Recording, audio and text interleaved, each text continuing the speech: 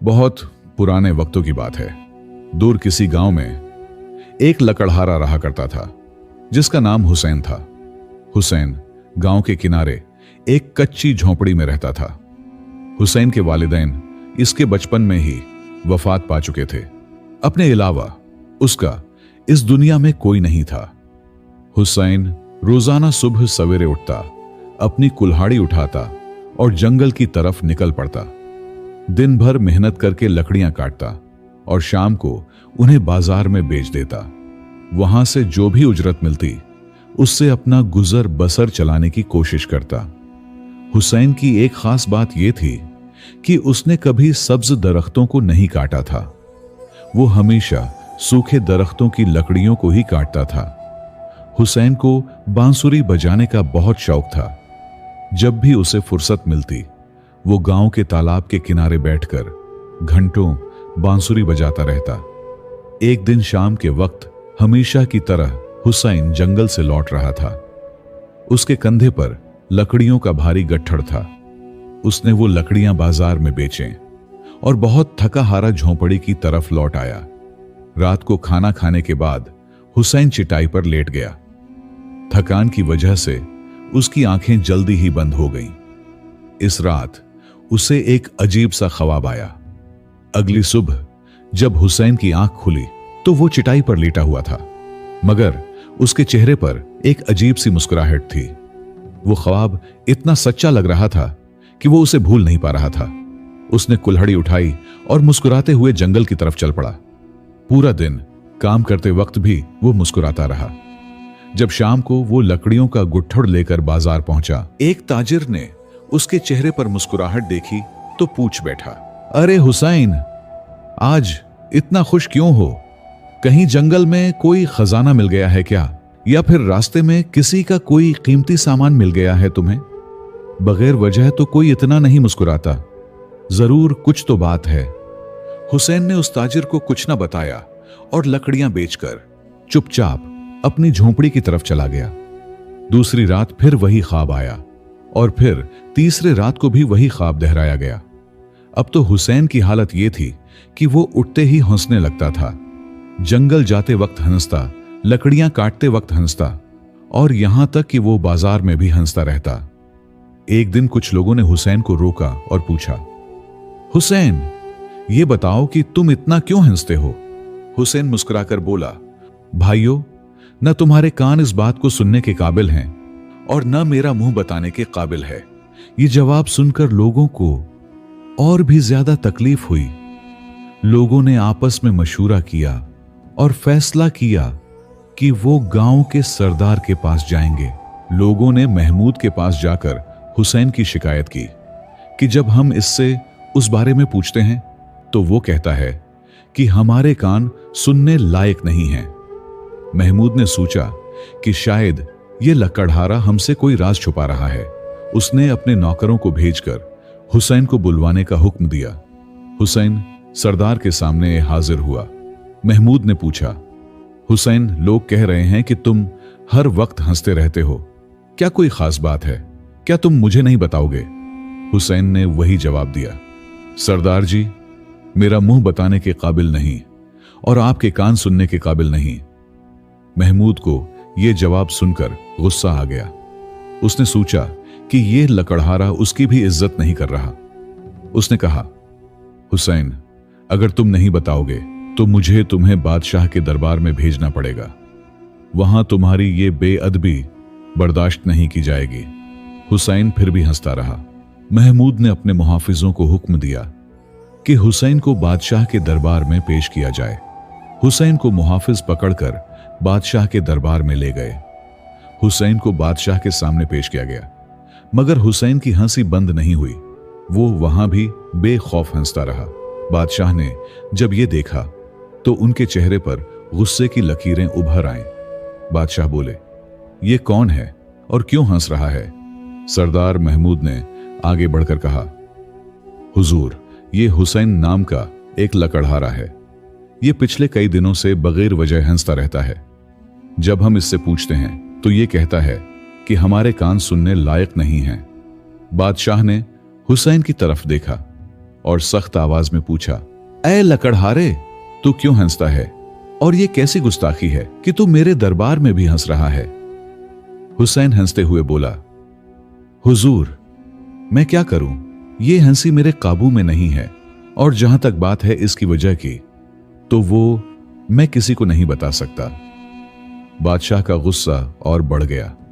उन्होंने कहा, तू जानता है कि मेरी इकलौती बेटी शहजादी पिछले कई महीनों से बीमार है, और तू यहां आकर बेशर्मी से हंस रहा है। तेरी ये हरकत बर्दाश्त से बाहर है। हुसैन ने कहा, हुजूर, मैं शहजादी की बीमारी के लिए दुखी हूं, मगर मेरी हंसी का इससे कोई लेना देना नहीं। बादशाह गरज कर बोले, बदतमीज, तू मुझे भी जवाब नहीं देगा। तेरा मुंह बोलने के लायक नहीं और मेरे कान सुनने के लायक नहीं। हुसैन ने सर हिलाया। जी हुजूर, यही बात है। बादशाह को अब बर्दाश्त न हुआ। उन्होंने अपने सिपाहियों को हुक्म दिया, इस बदतमीज को कैद खाने में डाल दो। हुसैन को कैद खाने में कैद कर दिया गया, मगर हुसैन की हंसी वहां भी बंद न हुई। यह खबर आहिस्ता आहिस्ता महल में फैल गई। जब बादशाह को पता चला कि हुसैन कैद खाने में भी हंस रहा है, तो उन्हें बड़ी हैरत हुई। उन्होंने सोचा कि यह कोई आम आदमी नहीं हो सकता, जरूर यह कोई जासूस होगा। इसी शाम बादशाह अपने वजीर के साथ कैद खाने में गए। वहां पहुंचकर उन्होंने देखा कि हुसैन सचमुच हंस रहा है। बादशाह ने पूछा, हुसैन, तू इस कैद की हालत में भी हंस रहा है? हुसैन हंसते हुए बोला, हुजूर, देखिए ना, मेरी हंसी ने आपको भी कैद खाने में ला खड़ा किया। इससे बड़ी करामत और क्या हो सकती है? बादशाह को हुसैन की बात में कुछ गहराई महसूस हुई। उन्हें लगा कि शायद ये कोई अल्लाह का वली है। उन्होंने नर्म आवाज में पूछा, हुसैन, तू हंसने के अलावा और क्या करता है? हुसैन ने जवाब दिया, हुजूर, मैं लकड़ियां काटता हूं और जब दिल चाहता है तो बांसुरी बजाता हूं। बादशाह ने कुछ देर सोचा और फिर बोले, अच्छा, तो तुम्हारे लिए एक बांसुरी भेजी जाएगी। ये हंसने का काम छोड़कर जब दिल करे तो बजा लिया करना। ये कहकर बादशाह वहां से चले गए। हुसैन को एक बांसुरी दी गई जिसे वो बजाने लगा। उसकी बांसुरी की आवाज कैद खाने से बाहर निकलकर महल के कोने कोने में फैल गई। इधर शहजादी अपने कमरे में लेटी हुई थी। कुछ महीने पहले घोड़े से गिरने की वजह से वो ज़हनी तौर पर बीमार पड़ी थी। बादशाह और बेगम साहबा बहुत परेशान थे। हकीमों ने बहुत इलाज किया, मगर कोई फायदा ना हुआ। आज जब बांसुरी की खुशनुमा आवाज शहजादी तक आई, तो उसे एक अजीब सा सुकून मिला। वो अपने बस्तर से उठी और खिड़की के पास आकर खड़ी हो गई। वो तौजा से इस आवाज को सुनने लगी। हुसैन रोज शाम को बांसुरी बजाता और शहजादी रोज इस आवाज को सुनती रहती। आहिस्ता आहिस्ता शहजादी की तबीयत में बेहतरी होने लगी। एक दिन जब रानी ने शहजादी को यह आवाज सुनते देखा, तो बेगम साहबा ने इस बारे में बादशाह से बात की और दोनों ने बेटी की सेहत के लिए खास काम किया। अगले दिन से हुसैन को शाम के वक्त बाग में लाया जाने लगा। वहां वो खुली हुआ में बैठकर बांसुरी बजाता। शहजादी अपने कमरे की खिड़की से उसकी आवाज सुनती रहती। आखिर बादशाह और बेगम साहिबा की बात सच साबित हो गई। कुछ दिनों बाद शहजादी ने अपनी मां से कहा, क्या मैं बाग में जाकर इस बांसुरी वाले को सुन सकती हूं? बेगम साहबा ने कहा, बेटी, जरूर, पूछने की कौन सी जरूरत है। शहजादी बाग में गई और हुसैन के पास बैठ गई। हुसैन बांसुरी बजाने में इतना मग्न था कि उसे पता ही न चला कि शहजादी आकर उसके पास बैठ गई है। जब उसने नजर उठाकर देखा तो वो हैरान रह गया। उसके सामने वही शहजादी बैठी थी जिसे वो अपने ख्वाब में देखता था। शहजादी ने मुस्कुराते हुए कहा, तुम्हारी बांसुरी की आवाज बहुत अच्छी है, ये मुझे बहुत पसंद है। हुसैन ने कहा, शुक्रिया शहजादी। शहजादी ने पूछा, मैंने सुना है कि तुम बहुत हंसते हो, मगर तुमने किसी को अपनी हंसी की वजह नहीं बताई। क्या तुम मुझे बताओगे? हुसैन ने कहा, शहजादी, अभी वक्त नहीं है, मगर जब सही वक्त आएगा तो मैं खुद ही बता दूंगा। वक्त गुजरता गया। एक दिन बेगम साहबा ने बादशाह से कहा, हुजूर, मुझे लगता है कि हमारी बेटी हुसैन से मोहब्बत करने लगी है, तो फिर क्यों ना हम शहजादी का निकाह हुसैन से कर दें। बादशाह ने सोचा और फिर कहा, देखो बेगम, हमारी बेटी का शौहर एक दिन इस सल्तनत का बादशाह बनेगा। हमें देखना होगा कि हुसैन में बादशाह बनने के औसाफ हैं या नहीं। अगले दिन पड़ोसी सल्तनत के सुल्तान का एक सफीर दरबार में आया। उसने कहा, हुजूर, मेरे सुल्तान ने आपके लिए एक पैगाम भेजा है। अगर आप 3 सवालों के जवाब दे पाए तो आपकी सल्तनत दुगनी कर दी जाएगी, मगर अगर आप जवाब न दे पाए तो आपको अपनी आधी सल्तनत हमें देनी होगी। कल शाम तक का वक्त है आपके पास। अगर कल शाम तक जवाब न मिला तो समझा जाएगा कि आप हार गए। वो 3 सवाल ऐसे थे कि किसी भी नुजूमी या आलिम के पास उनका जवाब न था। शहजादी को जब यह बात पता चली तो वो बहुत दुखी हो गई। शाम को जब वो बाग में हुसैन के पास गई तो उसके चेहरे पर उदासी थी। हुसैन ने पूछा, शहजादी, आप इतनी उदास क्यों हैं? क्या हुआ? शहजादी ने आंखें भरते हुए पूरी बात बता दी। शहजादी ने तीनों सवाल हुसैन को बता दिए। हुसैन ने कुछ देर सोचा और उनके जवाब दे दिए। शहजादी ने कहा, हुसैन, तुमने हमारी सल्तनत को बचा लिया। शहजादी खुशी खुशी बादशाह के पास गई। उसने कहा, वालिद साहब, मुझे सवालों के जवाब मिल गए हैं। दरबार में आकर मैं खुद इनके जवाब दूंगी। अगले दिन दरबार लगा। सुल्तान का सफेर अपने 2 घोड़ों और एक बकरे के साथ दरबार में आया। सफीर ने कहा, हुजूर, जैसा कि तय हुआ था, मैं 3 सवालों के जवाब लेने आया हूं। अगर सही जवाब मिले तो आपकी सल्तनत दुगनी हो जाएगी, वरना आपको आधी सल्तनत छोड़नी होगी। सफीर ने पहला सवाल पूछा, वो कौन सा दरख्त था जिसके पत्ते एक तरफ से काले और दूसरी तरफ से सफेद दिखते हैं? शहजादी ने मुस्कुराते हुए कहा, वो दरख्त खजूर का है। खजूर के पत्ते धूप में एक तरफ से चमकदार और हल्के रंग के दिखते हैं, जबकि साया में दूसरी तरफ से गहरे रंग के नजर आते हैं। सफेर ने यह सुना तो हां में सर हिला दिया। सफेर ने दूसरा सवाल पूछा, मेरे साथ 2 घोड़े हैं, एक बाप है और एक बेटा। दोनों बिल्कुल एक जैसे दिखते हैं। बताइए कौन बाप है और कौन बेटा? शहजादी ने इत्मीनान से कहा, इन दोनों घोड़ों को पानी के पास ले जाएं। जो घोड़ा पहले पानी पीने के लिए आगे बढ़ेगा वो बाप है और जो उसके पीछे चलेगा वो बेटा है, क्योंकि फितरत का कानून है कि बच्चे अपने मां बाप के पीछे चलते हैं। शहजादी का यह जवाब भी दुरुस्त निकला। अब आखिरी सवाल बचा था। सफीर ने तीसरा सवाल पूछा, अगर एक बकरे को रोज अच्छी घास खिलाई जाए फिर भी वो दिन बह दिन कमजोर होता जाए, तो ऐसा क्यों हो सकता है? शहजादी ने बगैर हिचकिचाहट के जवाब दिया, अगर इस बकरे को इसकी मां से अलग कर दिया जाए तो चाहे उसे कितना भी अच्छा खाना खिलाया जाए, वो मां की याद और प्यार की कमी से दुखी रहेगा। और हां, दिल का दुख जिस्म को कमजोर कर देता है, इसलिए वो बकरा दिन ब दिन दुबला होता चला जाएगा। सफीर ने संजीदगी से कहा, शहजादी ने बिल्कुल सही जवाब दिए हैं। मैं हार मानता हूं। मेरे बादशाह सुल्तान अपनी कसम के मुताबिक अपनी सल्तनत का आधा हिस्सा बादशाह को हदिया करते हैं। तमाम दरबारी खुशी से झूम उठे, मगर बादशाह को पता था कि यह फतह उनकी नहीं, हुसैन की अक्ल का कमाल है। शहजादी ने सबके सामने कहा, वालिद साहब, यह फतह मेरी नहीं है, यह सब हुसैन की दानाई का नतीजा है। उसने मुझे ये सारे जवाब बताए थे। बादशाह को अब पक्का यकीन हो गया कि हुसैन कोई आम लकड़हारा नहीं है। उसमें एक अच्छे हुक्मरान के तमाम औसाफ मौजूद हैं। बादशाह ने दरबार में ऐलान किया, आज से हुसैन को कैद खाने से रिहा किया जाता है।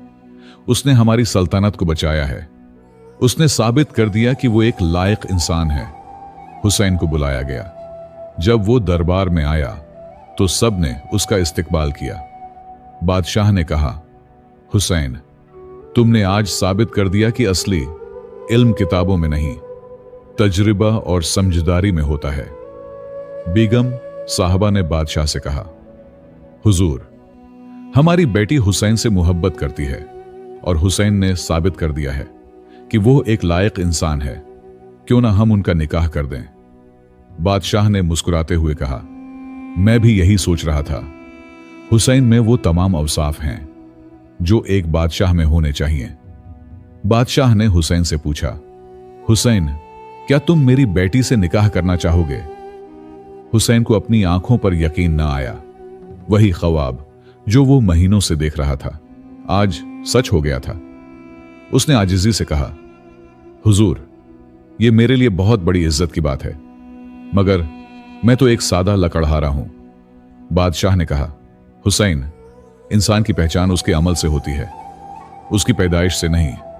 तुमने आज साबित कर दिया कि तुम एक गैर मामूली इंसान हो। शहजादी आगे आई और हुसैन से बोली, हुसैन, अब तो तुम मुझे अपनी हंसी का राज बता सकते हो। हुसैन हंसते हुए बोला, शहजादी, अब मैं आपको सब बता देता हूं।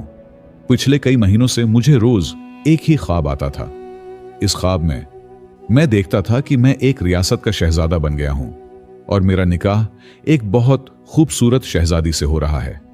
वो शहजादी आप ही थी। जब मैं सुबह उठता तो वो ख्वाब इतना सच्चा लगता था कि मैं हंसने लगता था। मुझे खुद भी यकीन न था कि यह ख्वाब कभी सच्चा होगा, मगर मैं बस हंसता रहा क्योंकि वो ख्वाब मुझे बहुत खुशी देता था। मेरा अल्लाह पर कामिल यकीन था और आज वो ख्वाब सच्चा हो गया है। सब लोग हैरान रह गए। बादशाह बोले, तो ये था तुम्हारी हंसी का राज, तुम्हारे ख्वाब ने तुम्हें यहां तक पहुंचाया। बेगम साहबा ने कहा, शायद वो ख्वाब कोई अल्लाह की तरफ से इशारा था कि तुम्हारी तकदीर में कुछ खास लिखा है। निकाह के दिन पूरी सल्तनत सजाई गई। हुसैन और शहजादी का निकाह बड़ी धूमधाम से हुआ। निकाह के बाद हुसैन ने बादशाह से कहा, हुजूर, मैं एक वादा करता हूं, मैं हमेशा राया की भलाई के लिए काम करूंगा। बादशाह मुस्कुराए और बोले, हुसैन, तुम्हारी ये सोच ही तुम्हें एक अजीम बादशाह बनाएगी। एक दिन शहजादी ने हुसैन से पूछा, तुम्हें कभी अपनी पुरानी जिंदगी की याद आती है? हुसैन ने मुस्कुराते हुए कहा, हां, कभी कभार, मगर मैं इस जिंदगी का भी शुक्रगुजार हूं। अगर मैं लकड़हारा ना होता तो मुझे जिंदगी की असली कीमत न पता चलती। जिंदगी के हर लम्हे का एक मकसद होता है। शहजादी ने कहा, तुम्हारी बात बिल्कुल सही है। तुम्हारी हंसी ने हम सब की जिंदगी बदल दी। और इस तरह एक सादा लकड़हारे की हंसी ने एक पूरी सल्तनत की तकदीर बदल दी। बेशक ख्वाब सच्चे हो सकते हैं अगर हम अपने अल्लाह पर यकीन रखें, अपनी अक्ल और समझदारी का इस्तेमाल करें और मेहनत से लगे रहें। दोस्तों, कहानी कैसी लगी और उसे दुनिया के किस हिस्से से देख रहे हैं, मुझे लाजमी बताएं। आपके जवाब का मुंतजर रहूंगा। खुदा हाफिज।